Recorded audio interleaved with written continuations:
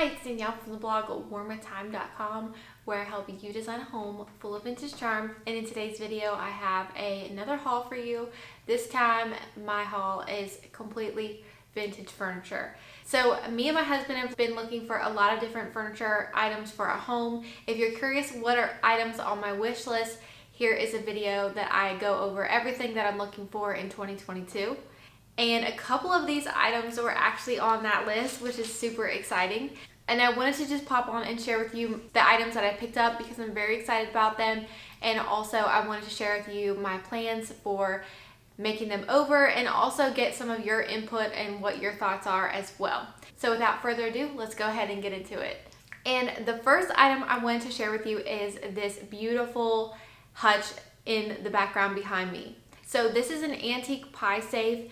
And I've been looking for one of these for a while now, over a year probably. And a lot of times when I find them at thrift stores or antique shops, they're anywhere from $300 to $500. And that is just usually out of my budget. Also, I was kind of picky about which one I picked up. And I actually found one on Facebook Marketplace. And we picked it up for $75. We did have to drive about an hour and a half to get it. But my husband was more than willing to drive that far to save so much money. One of the things that I love about this piece is that it is all wood and hasn't already been painted. I feel like a lot of the pie safes I've seen recently have been painted and I'm just not sure if I want to paint it yet. And I like to be the one to actually apply the paint. That way I can decide on what color and finish I want, etc. When it comes to looking for a hutch in our dining room, we were actually looking for one that was very skinny. That way it wouldn't be too wide to block the flow of traffic, if you will, to the kitchen from the dining room. So this hutch is only about 15 inches in depth, so it's perfect. It's not gonna block the flow, and I can still store lots of ironstone pieces in here. And the reason why I wanted this hutch is actually to display my antique ironstone collection. I love ironstone and I love seeing them displayed in my home. However, this particular hutch is not really a display item. I thought that I could either go two routes, and I want to know your guys' opinion on which one you think I should do. Should I take the doors off and leave it open? I'll insert a picture of what that looks like here. Also, another way that I could still display my china is remove the wood panels that are in the inside and replace that with glass. I don't think they're original either, so I don't feel too bad about removing them and replacing them with glass. And I would probably just do that to the top doors and not the bottom doors as well. And I'm also really not sure what kind of finish I want to go with. I am considering stripping it. I'm not necessarily looking for a raw wood finish, but I do think the tone of this piece is a little touch orange for my taste. Another option, of course, is to paint it, and I'll actually insert a picture of my dream hutch here.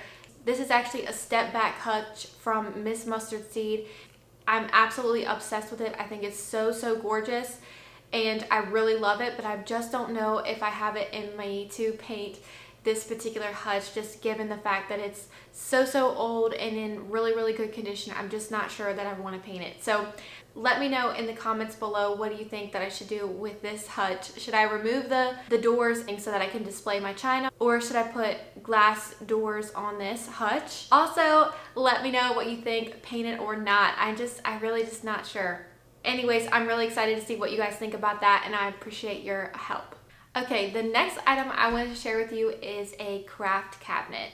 So I said in my vintage furniture decor video that I'm looking for in 2022 that a craft cabinet was one of the top items on my list.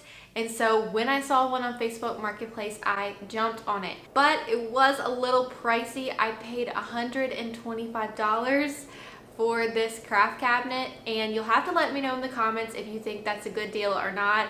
I personally just really need a craft cabinet so bad, and I was very dead set on a certain style of cabinet to use because I also again need a very skinny cabinet, and this one fits the bill and has tons of storage space for me so that we can fit the sewing machine in there. All my fabric, all my paints, all my sealers, and everything can go all in one place, so that when I'm looking for something, I'm not spending so much time rummaging through all my bins, and they're just all in a cabinet for me and ready to go. So I'm very excited for that.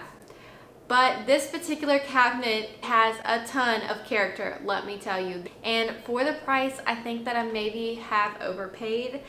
There is random nails sticking out everywhere. The door doesn't quite latch very well. There's paneling on the sides that need replaced that are like falling off. And I may have to actually modify some of the shelves to fit my sewing machine in the cabinet. But if you love vintage furniture just as much as I do, sometimes finding that perfect piece can be really difficult, and you could wait years and years and years to find something that you're looking for, and sometimes when you find it, you kind of just have to wing it and go with it. So that's what I did. I did pay a little bit more than I anticipated, but I'm really happy about it. And this is a project that I need probably a whole weekend to get to, because it's going to take up a lot of time to actually refinish this. I'm going to definitely be painting this one, and I have a color picked out already in mind. My favorite color is sort of a mint color, and so I'm definitely going to be painting this in a mint. So I can't wait to spend an entire weekend working on this piece, and I'll be sure to share that with you on this channel as well. Okay, the next item that I want to share with you is a vintage dresser. This is a very small vintage dresser that I found locally here in our town. This was only $30, and I just thought it was so cute. I love the wooden knobs, the simple lines, and the cute little legs. I just thought it was super cute. I think it would look really good in the hallway area or one of our bedrooms here in the house. It's a very small, so it really will fit almost anywhere we want to put it. And so it's a really great storage. And for $30, I just couldn't say no to a good quality, well-built piece of furniture that's gonna add a lot of charm to the home. And when we picked it up, I was actually really surprised with how well it is been kept up with. It's in really good shape. The drawers slide really well. Everything functions really well. So there's really no repairs that I need to make on this dresser. Some of the finish is wearing away on some of the sides, but I do think that I will end up painting it. And I already have in my mind to do a very chippy milk paint finish on this dresser. I think it's going to look really beautiful. Not every piece can handle a super chippy finish, but when I picked this one up, I could just totally see what it would look like. And so fingers crossed we get some chipping on that one. I actually might do a little experiment to see if we can create chipping, something that I read on another blog. So I'll be sure to share that project with you at a later time. The next item that I want to share with you is a church pew. So I've been looking for a church pew for a while, but they're pretty rare in our area, and a lot of them are the 8 to 9 foot size. And I thought it'd be really sweet to have a little church pew on our front porch. But if you saw from my house tour, our front porch is not huge. We don't have a lot of space there, but it is nice in the afternoons to go out and sit on the porch with my husband. So we did want a little seat there, and I thought a church pew would be a great thing to add. So I've been looking for a short one, and I did find it on Facebook Marketplace. This one, however, I did pay a lot for. It was $300. Again, it was another one of those things that I've been looking for the perfect size, and when I found it, I just was willing to pay it. I know that if I found it in an antique store, it would easily be $500 to $600, but I think that it's gonna be one of those pieces that we're gonna love and use almost on a daily basis.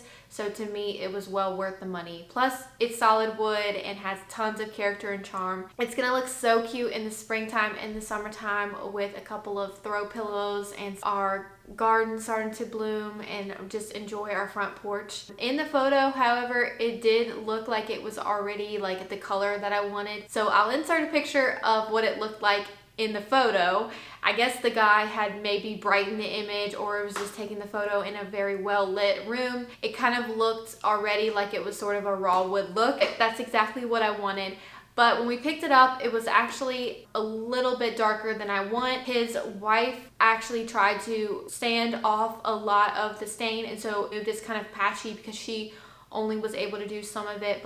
So I'll probably try using stripper on that and get down to the raw wood, and then I'm gonna need to make sure that I seal it with a very heavy duty sealer, an outdoor sealer of some sort, just to protect it from the weather outside on the porch. But I think that it's gonna be so beautiful, and I can't wait to sit out there on the front porch with my husband in afternoons and just really enjoy time together and being outside. Okay, the last thing that I want to share with you is a vintage iron bed. So another item from my 2022 vintage home decor wish list was actually iron beds or vintage beds in general to fill our guest bedrooms. We have a couple of beds in there now that are just a more modern style and they don't really fit with the decor in the house. So I wanted to find some iron beds, and every time I could find one, they were super expensive, like $300 to $400.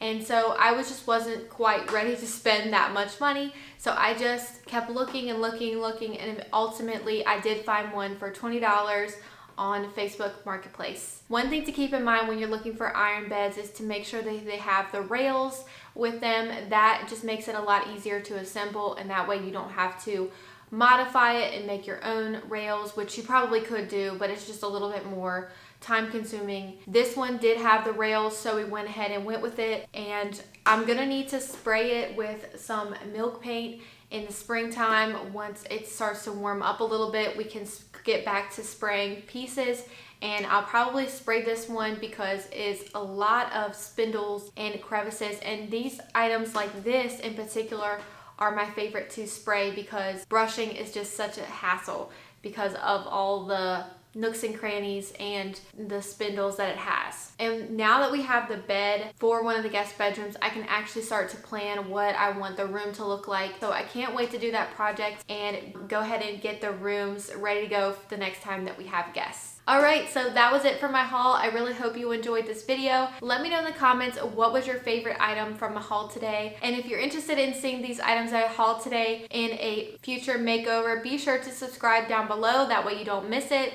And until next time, I'll see you guys later. Bye-bye.